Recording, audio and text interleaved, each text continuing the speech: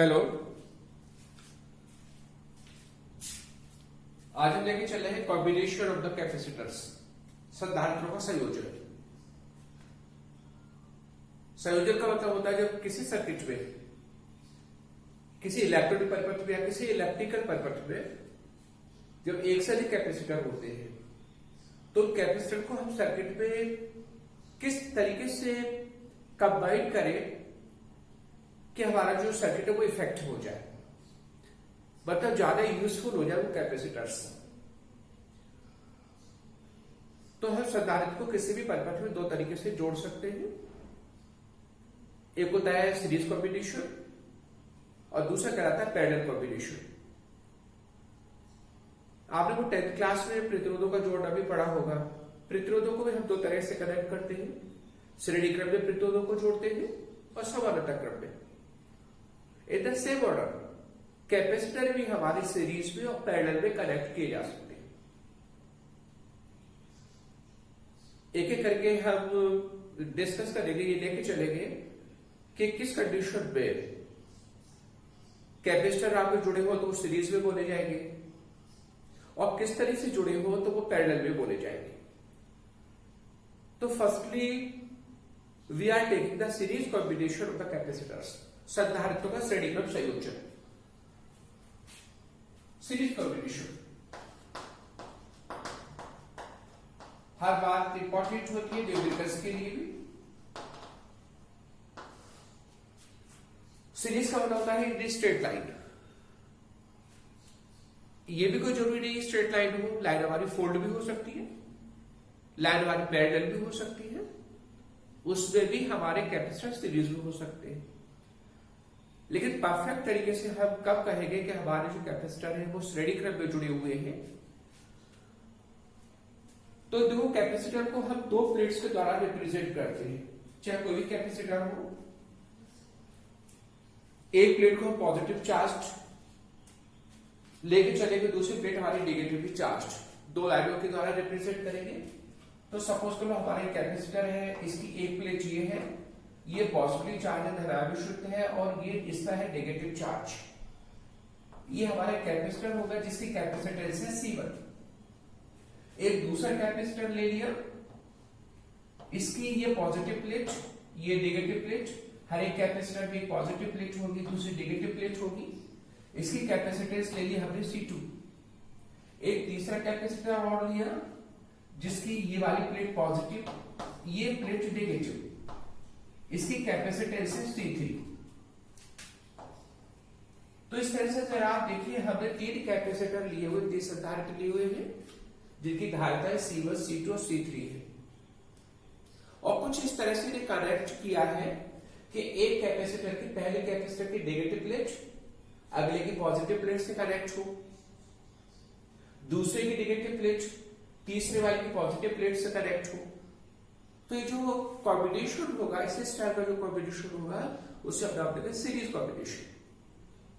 मतलब जो एक कैपेसिटर की नेगेटिव प्लेट अगले कैपेसिटर की पॉजिटिव प्लेट से और अगले कैपेसिटर की नेगेटिव प्लेट उससे अगले के पॉजिटिव प्लेट से कनेक्ट होगी, तो ये जो कॉम्बिनेशन होगा this is called the series combination.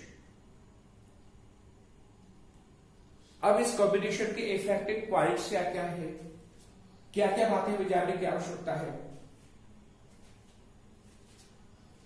तो इस कॉम्बिनेशन में नंबर फर्स्ट पॉइंट, पहले तो इंपॉर्टेंट पॉइंट हमें नोट कर लेने चाहिए जो न्यूमेरिकल्स के भी काम आएंगे और डेरिवेशन में भी।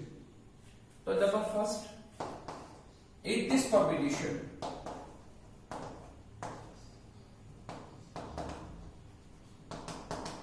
पहला पॉइंट ये है, हमारे जितने भी कैपेसिटर होंगे, हमारे जितने भी संधारित्र होंगे, उस सबकी प्लेटों पर बराबर मान का आवेश होगा।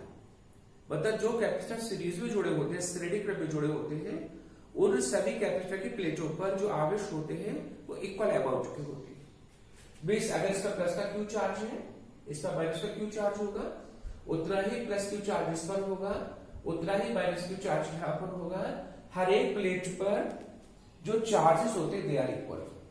भले ही उनकी कैपेसिटेंस अलग अलग है, भले ही उनकी मतलब उस संधारित्र द्वारा आवेश को होल्ड करने की जो कैपेसिटी है, जो कैपेबिलिटी है, वो अलग अलग है। लेकिन इस कॉम्बिनेशन में हर एक कैपेसिटर की प्लेटों का जो चार्ज होगा दैट विल बी इक्वल। तो पहला इंपॉर्टेंट पॉइंट, पहला ये है charge on each plate of the capacitor of the capacitors, बहुत सारे कैपेसिटर हैं, will be equal, will be same. आप नोट कर सकते हैं। पहला बहुत इंपॉर्टेंट पॉइंट न्यूमेरिकल। अगर हमें इस वाले कैपेसिटर की पहली प्लेट पर आवेश मालूम है, सेकंड कैपेसिटर की प्लेट पर हमें आवेश की कैलकुलेशन करनी है, या तीसरे कैपेसिटर की प्लेट पर आवेश की कैलकुलेशन करनी है, तो जितना चार्ज इस कैपेसिटर की प्लेट पर होगा उतना ही आवेश हर एक कैपेसिटर की प्लेट पर होगा। पहली बात। सेकंड पॉइंट ये, इस कॉम्बिनेशन में हर एक कैपेसिटर की जो प्लेट्स होती है उनके बीच में जो वोल्टेज होती है, उनके बीच में जो पोटेंशियल डिफरेंस होता है वो अलग अलग होता है। हमारा जो ये कैपेसिटर है, इसकी प्लेटों के बीच जो पोटेंशियल डिफरेंस होगा उसको हम V1 कंसीडर करके चले। इसकी प्लेटों के बीच जो पोटेंशियल डिफरेंस होगा उसको हम V2 कंसीडर करके चले, और इसकी प्लेटों के बीच जो पोटेंशियल डिफरेंस होगा उसको V3 कंसीडर करके चले। तो potential difference is different across the plates of the each capacitor. हर एक संधारित्र की प्लेटों के बीच में जो विभवांतर होता है, प्लेटों का जो विभवांतर होता है वो अलग अलग वैल्यू का होता है। तो we have to write the second character. Plate, प्रत्येक संधारित्र की प्लेटों पर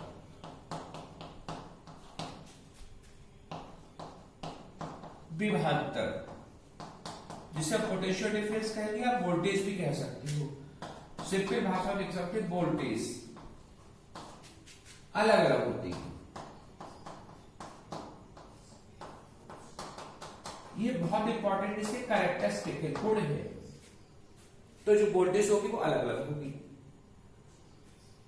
अब किसकी प्लेटों के बीच में ज्यादा वोल्टेज होगी, तो ये डिपेंड करेगा कैपेसिटेंस पर, संधारित्र की धारिता पर। आपको पता है कि किसी कैपेसिटर की प्लेटों के बीच जो वोल्टेज होती है उसका फॉर्मूला था V इक्वल होता है Q अपॉन C। Q का मान हर एक कैपेसिटर की प्लेटों का बराबर है, तो Q तो सबके लिए कांस्टेंट हो गया। तो यहां से हमारा जो V होगा प्रोपोर्शनल होगा 1 अपॉन C। मतलब जिस कैपेसिटर की धारिता जितनी ज्यादा होगी उसकी प्लेटों पर उतनी ही वोल्टेज कम होगी। इस कॉम्बिनेशन मतलब जिस संधारित्र की प्लेटों पर, जिस संधारित्र की कैपेसिटेंस जितनी अधिक होगी उसकी प्लेटों के बीच में जो विभवांतर होगा उसकी प्लेटों पर जो वोल्टेज होगी उतनी ही कम मान की होगी। अगर हमारे पास जैसे दो कैपेसिटर है, एक की धारिता का डबल है पहले की अपेक्षा, तो जिसकी कैपेसिटेंस ट्वाइस होगी, डबल होगी, उसकी प्लेटों में जो वोल्टेज होगी वो पहले की अपेक्षा हाफ होगी। Greater the capacitance smaller the voltage, smaller the capacitance greater the voltage. तो किस कैपेसिटर की प्लेटों पर ज्यादा वोल्टेज होती है, उस कैपेसिटर की प्लेटों पर अधिक वोल्टेज होती है जो कम धारिता का होता है, क्योंकि V प्रोपोर्शनल है 1 अपॉन C। लेकिन हर एक कैपेसिटर की प्लेटों पर आवेश बराबर बराबर होगा। तो इसके दो कैरेक्टर ये हैं। ये दोनों की दोनों जो बात होगी वो न्यूमेरिकल्स के लिए काफी हेल्पफुल होगी, बहुत काम की होगी। अब इनके कॉम्बिनेशन का हम, इनकी जो इफेक्टिव कैपेसिटेंस होगी उसको हम कैसे कैलकुलेट करें। इफेक्टिव का मतलब है हमने एक ग्रुप बना दिया, 3 कैपेसिटर को कंबाइन किया, और कंबाइन करने के बाद हम एक सर्किट तैयार किया। अब आज का ये जो कॉम्बिनेशन, ये जो संयोजन बना, इस संयोजन की तुल्य धारिता बताइए, मतलब उस कैपेसिटर की धारिता बताइए जो इसके तुल्य है। तो हम ये मान के चले कि हमारा जो कॉम्बिनेशन है ये V वोल्ट की सप्लाई से कनेक्ट है। It is connected to a voltage V volt से कनेक्ट कर दिया। ये सप्लाई का सिंबल है बी पोर्ट की। इसे वैसे एसी सप्लाई बोलते हैं। डीसी सप्लाई को हम दो टर्मिनल से लेके चलेंगे, माइनस टर्मिनल प्लस टर्मिनल। ये जो सिंबल होता है एसी सप्लाई का होता है। इलेक्ट्रॉनिक सर्किट में आप आगे चल के पढ़िएगा। तो बी वोल्ट की सप्लाई से कैपेसिटर के इस कॉम्बिनेशन को कनेक्ट कर दिया है। तो देखो हमारी जो बी वोल्टेज होगी, सप्लाई की जो वोल्टेज होगी वो 3 जगह डिवाइड होगी। इस कैपेसिटर की प्लेटों पे चली जाएगी कुछ वोल्टेज, कुछ यहाँ पर जाएगी और बाकी की बची हुई यहाँ पर जाएगी। एक्चुअली जो कैपेसिटर है उसकी प्लेटों का वोल्टेज कहां से एनालाइज होती है, कोई आपसे पूछे उसकी प्लेटों में जो विभवांतर आता है प्लेटों के बीच, वो कहां से उत्पन्न होता है। तो जो सप्लाई की वोल्टेज होगी, सप्लाई की वोल्टेज से तो विभवांतर को प्रोड्यूस करेगी। तो अगर सप्लाई की बी वोल्टेज है तो बी वोल्टेज 3 जगह डिवाइड होगी। बी इक्वल टू हो जाएगा B1 plus B2 plus B3। वैसे जो तो लेके चलेंगे हियर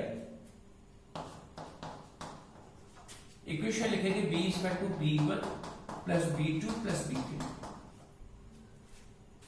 अभी जो पोटेंशियल डिफरेंस है, जो विभवांतर है, इन विभवांतर को कन्वर्ट करेंगे, बदलेंगे कैपेसिटेंस में। कैसे बदलेंगे? What is the B1? B1 क्या है?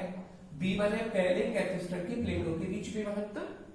इस पर आवेश प्लस का क्यू, यहाँ माइनस का क्यू, हर एक पर जो आवेश होंगे वो बराबर बराबर होंगे। इन आवेशों को हम लिख लेते हैं। तो देखो इसकी प्लेटों के बीच जो वोल्टेज होगी B1 वो किसके बराबर हो जाएगी? वोल्टेज V बराबर होती है Q अपॉन C। इसकी प्लेटों पर आवेश जो भी संधारित्र है तो उसकी प्लेटों पर आवेश देख लीजिए। इसकी प्लेटों पर आवेश है हमारे पास Q अपॉन इसकी कैपेसिटेंस, तो अपॉन हो जाएगा C1 प्लस। फिर अब देखो दूसरा कैपेसिटर लेके चलेंगे। इसकी प्लेटों पर जो विभवांतर है वोल्टेज है वो B2 है, तो B2 किसके बराबर होगा? इसकी प्लेटों पर आवेश अपॉन इसकी कैपेसिटेंस, तो ये हो जाएगा Q अपॉन C2 प्लस। ऐसे B3 किसके बराबर होगा? Q upon C3। In the same order V किसके बराबर होगा? V है हमारी पूरे सर्किट की परिणामी वोल्टेज, वो किसके बराबर होगी? वो बराबर होगी इस पूरे सर्किट का आवेश। अब आपसे पूरे परिपथ का कितना आवेश होगा? तो पूरे परिपथ का जो आवेश होगा वो भी Q के बराबर होगा। आप ये मत सोचिएगा कि इस संधारित्र की प्लेट पर Q आवेश है, प्लस का Q है, माइनस का Q है, यहाँ प्लस Q है, माइनस Q है, यहाँ प्लस Q है, माइनस Q है। 3 जगह हमारे पास इस तरह से आवेश है, तो पूरे सर्किट का आवेश 3Q हो गया। ये गलत। इस पूरे सर्किट का आवेश भी Q के बराबर होगा। सप्लाई का जो चार्ज होगा वो भी Q के बराबर होगा। तो इफेक्टिव आवेश होगा हमारा Q। हमारी इफेक्टिव वोल्टेज V है। अगर इफेक्टिव कैपेसिटेंस को आप C लेके चले तो यहाँ पे V के प्लेस पर क्या लिखेंगे? It will be Q upon C। Q हमारा कॉमन लेके कैंसिल हो जाएगा, तो 1 upon C equal to 1 upon C1 plus 1 upon C2 plus 1 upon C3। ये हमारी जो इफेक्टिव कैपेसिटेंस आएगी, जो परिणामी धारिता है उसका डेफिनेशन। तो जब कैपेसिटर हमारे सीरीज में कनेक्ट होते हैं तो उनकी तुल्य धारिता श्रेणी क्रम में इस फॉर्म से निकालते हैं। 1 upon C equal to 1 upon C1 plus 1 upon C2 plus 1 upon C3।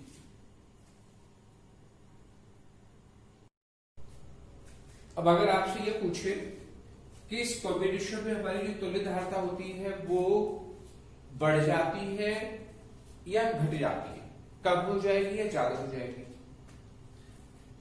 तो देखो यहाँ पे जो C का जो रिलेटेड कैपेसिटेंस है वो 1 अपॉन में लिखी हुई है। This 1 upon C equal to 1 upon C1 plus 1 upon C2 plus 1 upon C3। ये 1 अपॉन में लिखी हुई है, तो निश्चित रूप से जो हमारी इफेक्टिव कैपेसिटेंस होगी वो उनकी अलग अलग धारिताओं से कम आएगी। फॉर एग्जाम्पल जैसे आपसे यो कहा जाए 2 कैपेसिटर है, एक की धारिता है 10 माइक्रोफैरेड, दूसरे कैपेसिटर की भी धारिता 10 माइक्रोफैरेड है और दोनों के दोनों सीरीज में कनेक्ट है। उनकी परिणामी कैपेसिटेंस बताइए। तो देखो फॉर्मूला लगाएंगे सीरीज में, तो 1 upon C equal to 1 upon C1 plus 1 upon C2, तो 1 अपॉन C इक्वल टू हो जाएगा 1 अपॉन 10 प्लस 1 अपॉन 10। आप एलसीएम लोगे तो 1 अपॉन C इक्वल टू हो जाएगा 1 प्लस 1 तो ऊपर आएगा अपॉन का 10, ऊपर हो जाएगा 2, मतलब राइट साइड में 2 अपॉन 10 हो जाएगा, तो 1 अपॉन C इक्वल टू आएगा 1 अपॉन 5। तो C स्क्वायर टू आएगा 5। बोलो हमारी तुल्य धारता हुई वो घट करके रहेगी 5। हमने कैपेसिटर लिए थे 10 माइक्रोफैरड 10 माइक्रोफैरड के, लेकिन जो उनको सीरीज में कनेक्ट किया तो सीरीज में कनेक्ट करने के बाद उनकी जो इफेक्टिव कैपेसिटेंस है वो रहेगी 5 माइक्रोफैरड। तो सीरीज कॉम्बिनेशन में हमेशा जो कैपेसिटेंस होती है वो रिड्यूस होती है, घटती है, बढ़ती कभी नहीं है। पैरेलल कॉम्बिनेशन में इसका मान बढ़ेगा, तो फॉर्मूला निकालेंगे। तो कुछ बातें जो होती है हमें थोड़ा बेसिकली आइडिया रखना होगा। तो ये हमारा था सीरीज कॉम्बिनेशन। अब हम लेके चले parallel combination of the capacitor. Parallel combination बताने से पहले एक बात और आपको बता दें, थोड़ा क्लियर कर दें। यहां पर देखो कैपेसिटर की प्लेटों को हमने प्लेटों में जो आवेश है उन आवेशों को हमने रिप्रेजेंट किया है। प्लस का क्यू आवेश लिखा, माइनस का क्यू आवेश लिखा पहली प्लेट पर, दूसरी प्लेट पर प्लस का क्यू आवेश लिखा, माइनस का क्यू आवेश लिखा, ऐसे तीसरी प्लेट पर आवेशों को लिखा। लेकिन जब न्यूमेरिकल्स दिए होते हैं तो कोई जरूरी नहीं है कि प्लेटों पर आवेश दर्शाए गए हो, लिखे हो। तो हम कैसे पता करेंगे, कैसे जानेंगे कि हमारा जो कॉम्बिनेशन है वो सीरीज है या कॉम्बिनेशन हमारा पैरेलल है? तो पहले सीरीज की बात आपको बताया है, पैरेलल अभी बाद में अभी करेंगे डेरिवेशन। सीरीज में बस बेसिकली आप एक बात ध्यान रखिएगा, जब हम इस पूरे सर्किट को हम किसी सप्लाई से, किसी इलेक्ट्रिक सोर्स से कनेक्ट करेंगे, किसी वोल्टेज से कनेक्ट करेंगे, तो जब सप्लाई से कनेक्ट करेंगे तो सप्लाई क्या करेगी, इसकी प्लेट्स को चार्ज करेगी, प्लेटों पर आवेश फैलाएगी। और चूंकि हमने यहां पर जैसे सप्लाई का चार्ज है, सपोज करो सप्लाई का चार्ज यहां पर आया, इस प्लेट पर आया, उतना ही चार्ज आगे बढ़कर के इस प्लेट पर आ जाएगा। चार्ज कहीं डिस्ट्रीब्यूट नहीं हो रहा है, चार्ज जो है सीधा सीधा एक लाइन में चल रहा है। चार्ज को बंटने की 2 ब्रांच नहीं मिली या चार्ज को बंटने की 3 ब्रांच नहीं मिल रही है।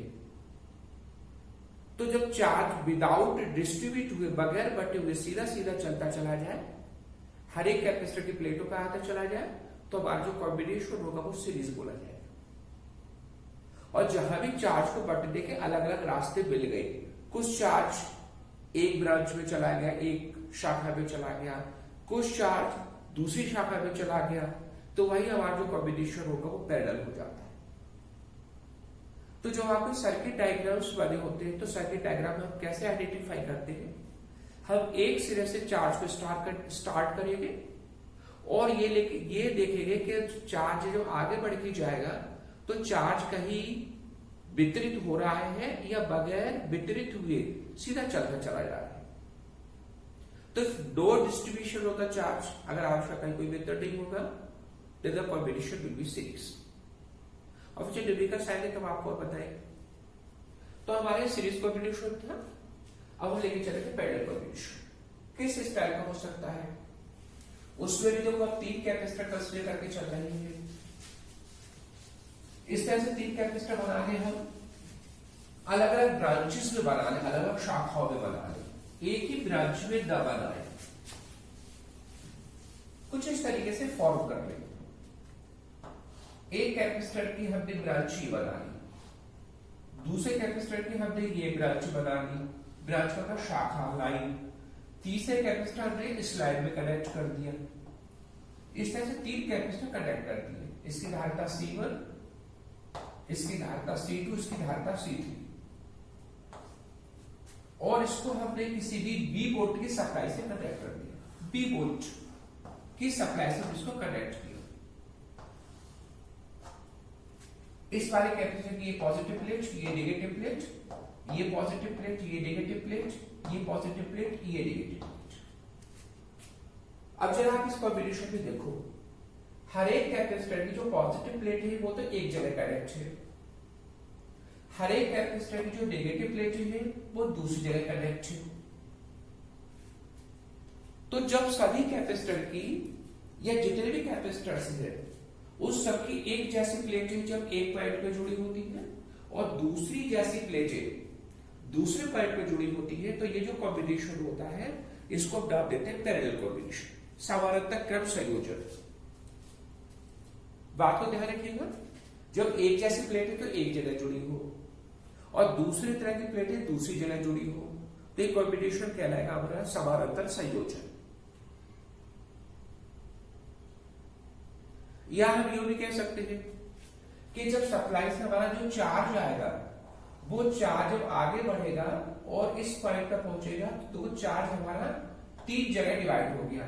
कुछ चार्ज इस ब्रांच में जाएगा, कुछ चार्ज इस वाली ब्रांच में जाएगा और कुछ चार्ज इस वाली ब्रांच में जाएगा। हर एक ब्रांच में चार्ज अलग अलग वैल्यू की होगी, कुछ ऐसा तो जब आवेश का डिस्ट्रीब्यूशन होता है, जब आवेश बट करके चलता है किसी सर्किट में, तो जो कॉम्बिनेशन होता है उसको डाल देते हैं पैरेलल कॉम्बिनेशन। अब देखो चूंकि इसमें आवेश डिस्ट्रीब्यूट हो रहा है तो निश्चित रूप से हर एक कैपेसिटर की प्लेटों पर जो आवेश होगा,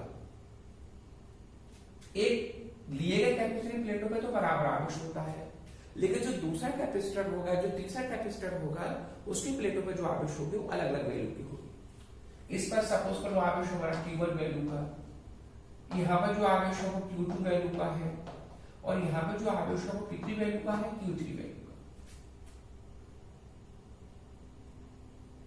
यहाँ पर हर एक प्लेट पर, हर एक कैपेसिटर पर जो आवेश होते हैं वो अलग अलग होते हैं, तो इसके कैरेक्टर लिख लीजिए। इट इज कॉम्बिनेशन, इस संयोजन,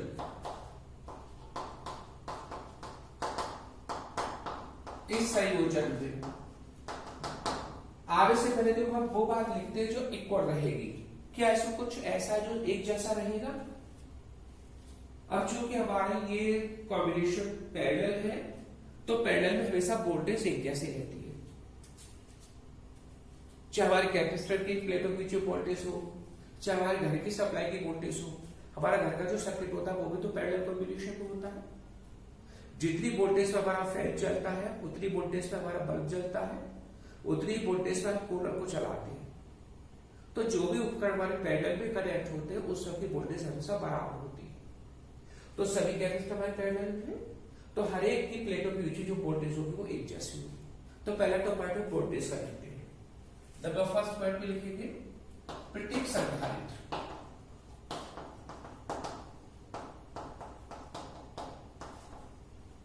की प्लेटों पर विभवांतर समान रहेगा, समान होगा। मतलब जितनी वोल्टेज इस संधारित्र की प्लेटों के बीच में होगी उतनी वोल्टेज इस संधारित्र की प्लेटों के बीच में होगी और उतनी ही वोल्टेज इस वाले संधारित्र की प्लेटों के बीच होगी। तो पहला इंपॉर्टेंट पॉइंट। दूसरा इंपॉर्टेंट पॉइंट आपको ये बता रहे थे, वोल्टेज तो एक जैसे ही क्योंकि पैरेलल कॉम्बिनेशन है, लेकिन चार्ज हमारा 3 जगह बटा है तो चार्ज अलग अलग होगी। हर एक संधारित्र की प्लेटों पर जो आवेश होगा वो अलग अलग होगा। तो सेकंड पॉइंट, प्रत्येक संधारित्र की प्लेटों पर